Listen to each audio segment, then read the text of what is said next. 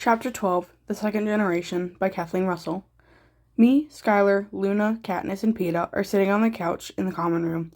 "Why would you do that, Willow?" Effie yells at me. "I'm sorry, I just got mad." "Your actions have effect on all of us." Katniss speaks up. "Effie, she did fine. They just want a good show." Effie sits down, still a little mad at me for my actions. "What did you say? Thanks for your..." Katniss says, a little proud I followed her rebellious footsteps. "Consideration," I say. "Good job," Peeta says. He pats my shoulder, and then the screen turns on in front of us. We all look at the screen, ready for the scores. Like every year, the career tributes get 10s or 9s. Little Capri gets a score of 9. Dion gets a 10. Then we move to District 12. Career tributes get 10s or 9s. Little Capri gets a score of 9. Dion gets a 10. Then we move to District 12. We watch closely as Skylar's name comes up on the screen with the number 10. I stand up and hug him. "We can work with that," I say before sitting down and watching closely as my name appears on screen. I get a little nervous as Caesar Flickerman says Willow Everdeen with a score of 12. 12. 12. 12! A perfect score! Effie claps her hands and laughs in excitement. Katniss and Peeta get up and hug me. Katniss puts her hands on the sides of my face. "Don't give up because you got a perfect score. You still have to fight in the games." I nod and turn away from Katniss and hug Skylar. "Nice job, Willow Tree." After congratulating each other, me and Skylar go to bed early because the tribute interviews with Caesar Flickerman are tomorrow.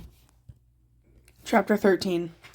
At 9 a.m., I'm in a black dress with oversized sleeves, red, orange, and golden gemstones on the sleeves and the bottom of the dress. My hair is in a braid, curved in a swirl on the back of my head. Black eyeshadow with red, orange, and yellow flames are painted on my eyelids. I'm sitting next to Skylar and the other tributes in dresses and suits according to their districts.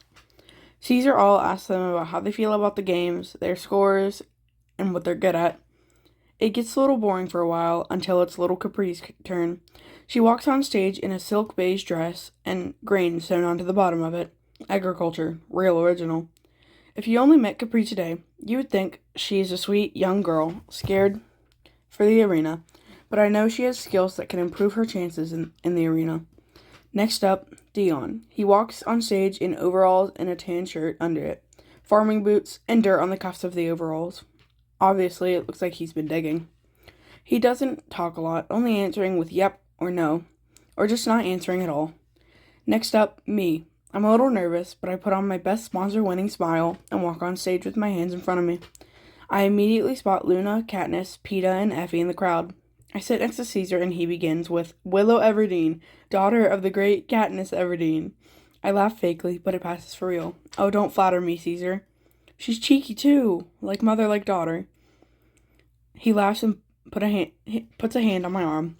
He calms his laughter and clears his throat. "Let's get serious. That score, a 12. Wow, how did you do it?" I roll my eyes. "I'm sorry, but I'm not allowed to talk about it." "Okay, let's move to your tribute partner. Skylar, are you two friends?" I look to the wing of the stage and then back at Caesar. "He's my ally. I'm glad it's him and not someone I don't know." "That's great. We love to see two friends, but do you think it could ever be more?" I look to the wing where Skylar is sitting. I truly think it could come down to that. I look back at Caesar. He's clearly enjoying this. "That's great to hear. Give it up for Willow Everdeen." We stand up. I fan my arms out like Katniss did, the Mockingjay. A roar of applause comes up as I do this, and I walk off stage and sit back down next to Skylar. He stands up as Caesar calls his name. Skylar acts proud of what I said about him, about us. I wasn't lying. I care for Skylar, but he's definitely playing up the charm he was already born with. Do you think you and Willow could be something more? Definitely. Willow is my favorite girl. I love her. I can't tell if we're doing a bit so we can make it in the games, or is this real?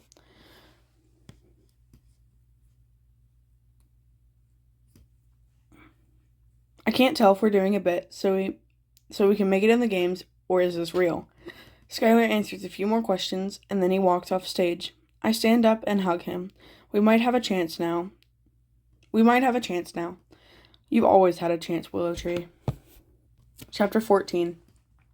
The games start tomorrow morning. Then I will have to fight against the others, including Capri, my friend, and ally. Kate, Maya, Colby, Maddie, all of them. And if it comes down to it, Skylar. But our friends to lovers bit could buy us some time. I don't want to lose him or Capri. And not to mention, I could lose myself. Even if I kill someone, I'm still the same Willow Everdeen I always was. Me and Skylar ride the elevator to our level, staying quiet the whole time, trying not to state the obvious. We walk down and sit at the table. You can do this, both of you. I look up from my plate, my eyes going to Katniss, and I nod. I believe in you both. Play your cards right, and you can make it, Peeta says, and he finishes eating. I stand up and look at all of the people at the table. Then I walk to my room. So many thoughts are racing through my head, but I silence them with one thought and one thing I can't deny. I'm doing this for Kiera, Rye, Mom, Dad, and Skylar. I'm fighting for the people I love, and I'm fighting for honor, for District 12. That's it. I sit in my bed singing the song my mom sung to Rue when she was dying in the 74th Hunger Games. I cry a few tears and then stop crying, knowing I have to be strong. For Kiera, for Rye, for the fallen allies of my mother, for District 12. I lay down and fall asleep, slightly outraged and slightly scared for the next day.